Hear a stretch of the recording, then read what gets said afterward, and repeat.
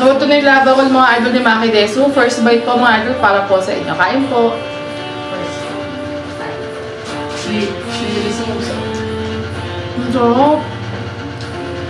First bite po para po sa torsyam ni Maki Desu. Kain po.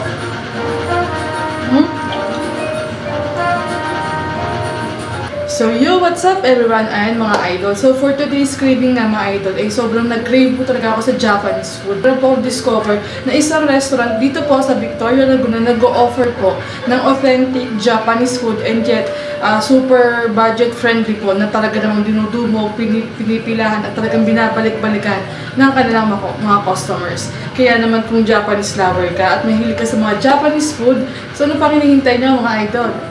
Na. What's up everyone? Super nag-crave talaga ako sa Japanese food. At meron nga po ako na-discover na isang Japanese restaurant dito lamang po sa bayan ng Victoria Laguna na nagsuserve ng authentic Japanese food at very reasonable prices. Ito ang Maki Desu na located po sa MI Quezon Street, Barangay Nanhaya, Victoria Laguna. At para po sa mga nagbabalak na mag-open na isang negosyo, open po si Maki Desu for franchise. For inquiries, kindly visit and follow their Facebook page, Maki Desu. So ayun nga mga idol, and syempre super swerte natin dahil kasama po natin ang isa po sa owner ng Maki Desu. Ayan si Madam. Hello po. So Madam, please pakikwento lang po sa amin kung paano po ba nagsimula si Maki Desu. Nag-start si Maki Desu noong 2019, nagkaroon ng pandemic, nag-close yung mga resto, kasama din yung restaurant ang pinagtatrabaho ng asawa ko. Tapos, ayun, nag-iisip kami ng ano ba i-business natin dito. Since chef naman siya, bakit hindi natin gamitin yung pagiging magaling niya magluto. Tapos one time, sabi niya sushi. Sabi ko pa, walang kakain ng sushi dito. Kahit ako, di kasi ako marunong kumain ng sushi. Tapos, ayun, pinatikim niya ako. Sabi ko, ayoko ng sushi, hindi ako nakain. Pinilit niya ako ng patikim. Sabi ko, pamigay na lang na dun sa mga tito niya. Tapos nakita ko, nag-aagawan yung mga tito niya, mga kamag-anak niya. Siguro ang laso, bakit ganun? Pagtikim ko, ayun, sabi ko, tinda natin to. Kasi nagustuhan ko, parang nalabat per sight ako. Nasarapan kayo tapos, ayun, nagbenta lang ako. Ang hirap magbenta ng sushi kasi ang daming dala-lasa ng sushi. Opo. So, para lang makabenta ako, kahiyaan na sa mga kumare ko 10 yata yung pinagbenta ko. Harang pa, sa pilitan, order naman ng sushi. At yun, 10 yun, yung 10 yung nakatikim ng sushi na yun, sila yung kanya-kanyang post sila sa Facebook na, ang sarap pala, ang sarap, uy, order na kayo sa ganito, kay Mars, ganyan. Ayun, hanggang sa, sabi nga, pag masarap yung product mo, mismong customer na yung mag-market para sa'yo. Ayun, hanggang sa kumalat, balik-balita, ayun, tikman mo sa ganun. Ayun. Hanggang sa ngayon, wala, ano na lahat sila sa sushi, addict na. Na-addict na sa sushi. So, ayan ma'am, syempre, alam po natin na sobrang dami po talagang mga Japanese resto sa market. Ano po yung pwedeng ipagmalaki ni Maki Desu na talaga pag sinabi Maki Desu, ito yung babalik-balikan ko talaga siya. Yung sushi namin, bless. Pag kinain mo, siguro dahil sinasamahan kami ng Lord. Yun yung pinagmamalaki ko na feeling ko kasama namin si Lord sa labang to. Habang ginagawa ng Otosan niya, nag-worship siya talaga. So, inaalay niya kay Lord. Kasi po, syempre, mga Pinoy po kami, ma'am, hindi rin po nakapunta ng Japan. Narinig ko po kasi sinasabi niyo, Otosan. Ano po ba ibig sabihin ng Otosan? Otosan is papa ng Maki Desu. Siya yung papa, kasi tawag ko sa kanya papa. So, ayaw niya kasi iyan yung pangalan niya, ayaw niya so, papa, edi, Otosan na lang, para Japanese na Japanese. Sa papagkamalan yung Japanese sa kasawa, hindi. Ay, hindi po, chef lang. Offer din po ba kayo ng mga special events, birthdays, nag-ano kami ng mga sushi bar. Halimbawa, may mga birthday, pwede kayo mag-ano ng sushi bar. Sa halagang starts ng 10K, may sushi bar. And so, basically po kasi ma'am, ang main branch po is ito pong Victoria Laguna. So, si Maki Desu po pala, ilang branch na po ba siya? Meron na pong 2 branch. Meron na po sa Lucena, tsaka sa Calamba, sa bagong kalsada. Please do invite our followers and viewers po na mag-drop by and tikman po yung inyong sobrang sarap na sushi ito po sa Maki Desu. Hello mga kamaki! Try niyo po ang gawang Maki Desu dito sa Victoria Laguna. Sulit po yung pagpunta niyo dito. So, ano nga mga idol, and syempre, order is served. So, basically po mga idol, ang order ko po sa kanila is yung kanilang bento meal. Ayan. Ito yung bento nila mga idol. So, ang kanilang bento meal is consist of chicken tonkatsu, Kanin salad, tapos meron silang mochi, ayan. And syempre, meron silang California Maki Roll, ayan. Ang isang platter po ng bento meal nila ng mga idol is for only 250 pesos. Plus, syempre, pag sinabing Maki Deso, hindi nagpapahuli syempre yung kanilang pinagmamalaking mga rolls. So ito mga idol, umorder din po ako sa kanilang lava roll. And syempre yung kanilang best seller na torch ham. Ayan, umorder din ako sa kanilang torch ham. Ito yung pinaka best seller ng Maki Deso. So talaga pag sinabi na kapag na-try mo yung kanilang torch ham, talaga naman babalik-balikan mo. So syempre, for ang beverage naman natin mga idol, umorder ako sa kanilang ito yung kanilang Coke fruits. So ito na yung pinaka best part natin mga idol, tiki mantay na. So try mo natin yung kanilang chicken tonkatsu. So, try natin yung kanilang chicken tonkatsu. So, yung tonkatsu may kasama ng sauce. Ito yung soy sauce. Itong lahat po ng pagkain ni Maki Desu. So, sasawsaw na natin mga idol. Try natin. So, ito siya. Malapot yung sauce niya mga idol. Ayan. So, try natin. First bite po.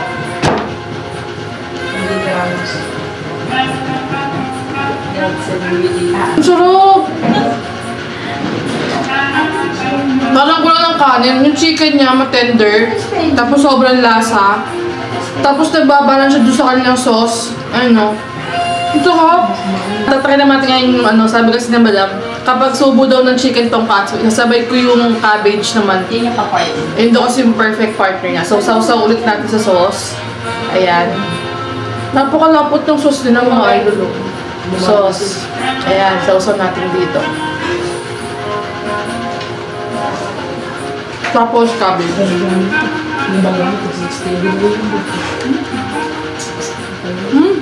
Yung cabbage yung gagawin mo.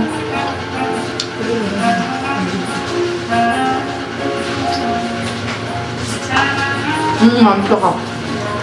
At yung malaking kanin salad yung Maki Desu. Kasi, makaya ko siya, no? Ito siya. Kanin salad mga idol. Kain po.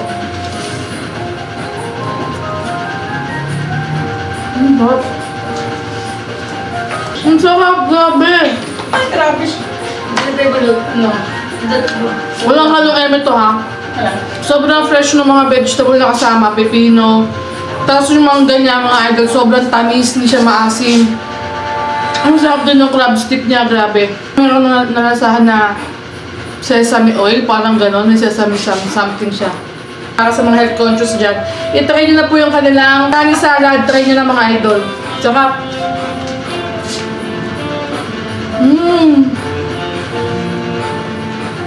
anong halong lansa. Kasi for niya mga idol, first bite po para po sa inyo. Kain po. Ay!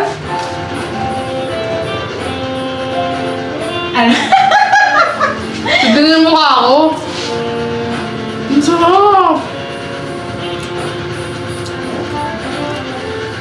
Ang sarap talaga, promise. Tama kasi madami may-ari ng Maki Desu. Hindi talaga siya malansa mga idol. Sobrang sarap. Natin ngayon mga idol yung kanilang torch ham. Yung pinagmamalaki ni madam na torch ham nila. So ito na yung lava roll mga idol ni Maki Desu. First bite po mga idol para po sa inyo. Kain po.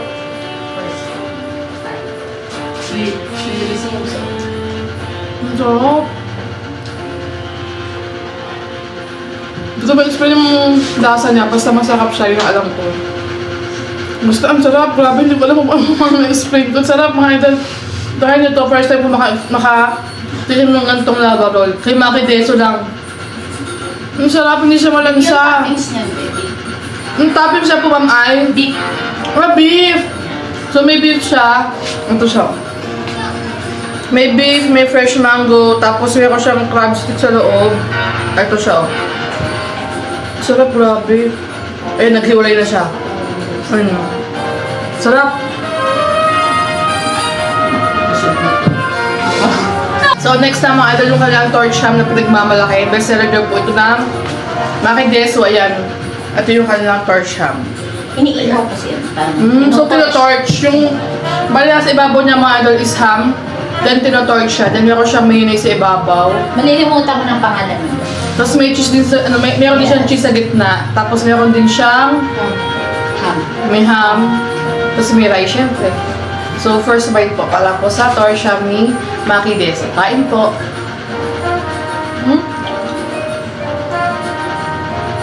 Sarap. Grabe. Mas na kayo dito mga idol sa Maki Des. Sobrang sarap ng sushi nila. As is, hindi po talaga ako fan ng mga sushi kasi nga yung first na natakay ko mga sushi is sobrang lansa. Pero dito mga idol, lahat po ng sushi nila walang lansa. Sobrang sarap. Yung kanilang Coke float, so hindi lang sa mga fast food available ng Coke float. Meron din po ino-offer si Maki Desu na kanilang signature Coke float. Ayan. So, try natin mga idol. Ang sarap, sobrang refreshing siya. At ngayon yung ramen ni Maki Desu. Try natin ngayon yung kanilang may kasama siyang pork and yung narutong sinasabi. Akala ko may emblem naruto. So, naruto pala talaga siya. So, ito siya mga idol. Kain po.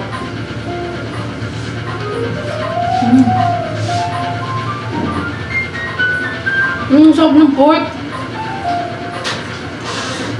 Ang lambot. Malasa. Tapos yung pork siya, masama siyang taba. Hindi na ako yung taba niya. Sarap, grabe.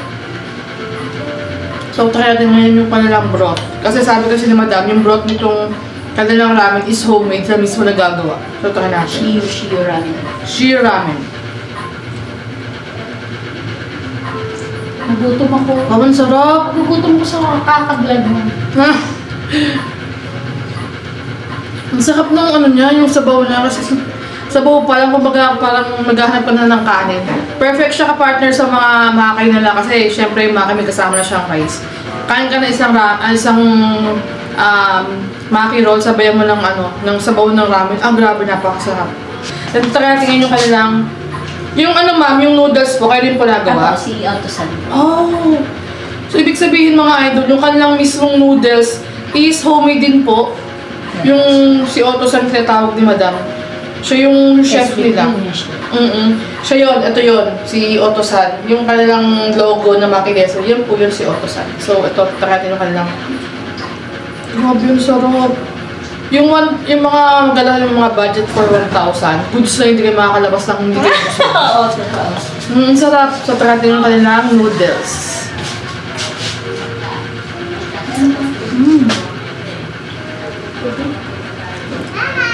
Sarap ng noodles. Sakto na yung luto niya. Grabe sarap. Lahat masarap sa Maki Desu, mga idol. At papasok ang once you've tasted it. Masarap, grabe.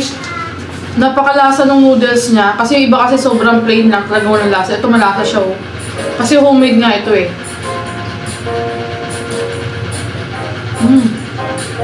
Sarap, the best.